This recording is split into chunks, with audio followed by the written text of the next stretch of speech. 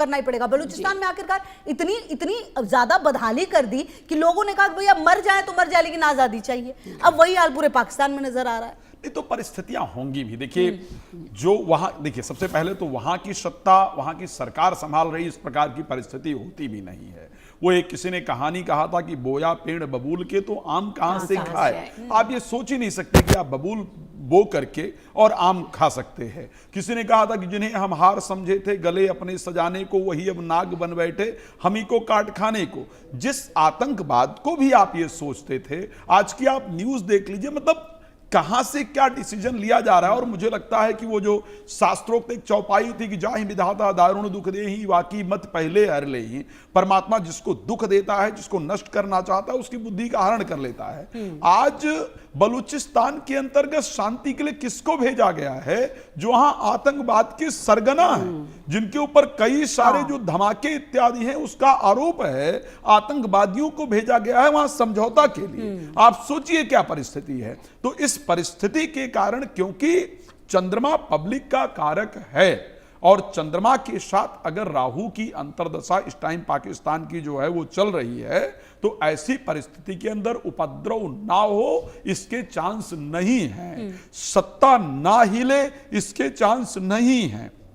या तो फिर बिल्कुल सब कुछ ताक पर रख करके और उड़ा दिया जाएगा, अन्यथा ये समय जो पाकिस्तान के लिए है वो साधारण समय नहीं है। ये 1971 के बाद आचार्य जी क्या ये जो है सबसे बुरा समय पाकिस्तान का, ऐसा बिल्कुल कहा जा सकता है। और मैं कहूंगा और ये और बुरी परिस्थिति होगी जैसे ही दिसंबर में राहु का गोचर होने जा रहा है। और ये प्रेडिक्शन शायद मैंने किया था, हम आपके चैनल पर ही थे, तो इस प्रेडिक्शन की चर्चा हुई थी कि जो अगस्त का महीना होगा वो काफी खतरनाक होगा, काफी खराब होगा पाकिस्तान के लिए। और वैसे भी शनि इस टाइम पाकिस्तान की जो राशि है वो कन्या राशि है और शनि मीन राशि के अंतर्गत 7th हाउस से गोचर कर रहे हैं। खैर अभी वक्री हुए हैं, लेकिन वक्री होने के कारण 6th हाउस में ऑलरेडी अगर हम राशि के अकॉर्डिंग देखें तो वहां पर राहु गोचर कर रहे हैं।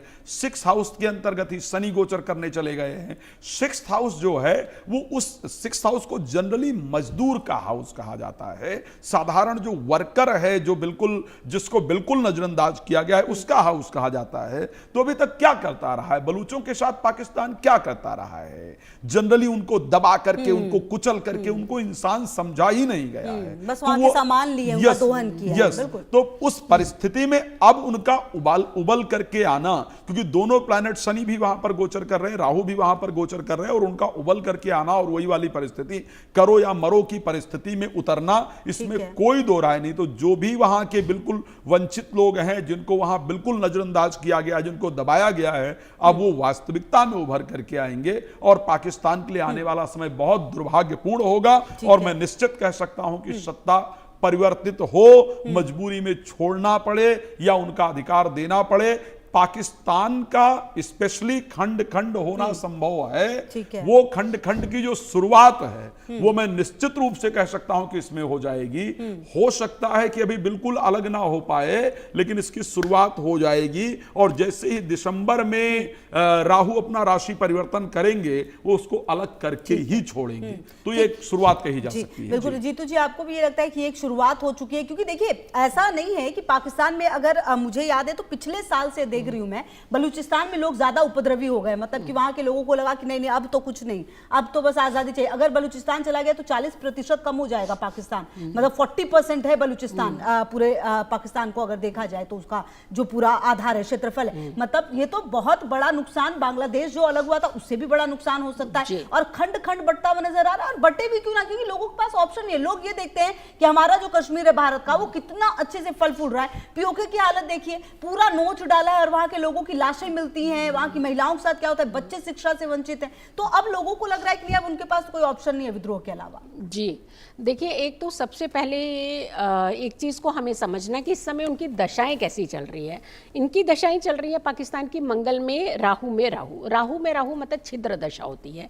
दूसरा मंगल की अगर हम बात करते हैं तो तृतीय भाव में मंगल, मतलब अगर लग्न कुंडली से चलते हैं तो तृतीय भाव जो मंगल जो है वो मंगल सीधा इंपैक्ट कहाँ पे डाल रहा है, इनका छठे भाव यानी डिफेंस के ऊपर।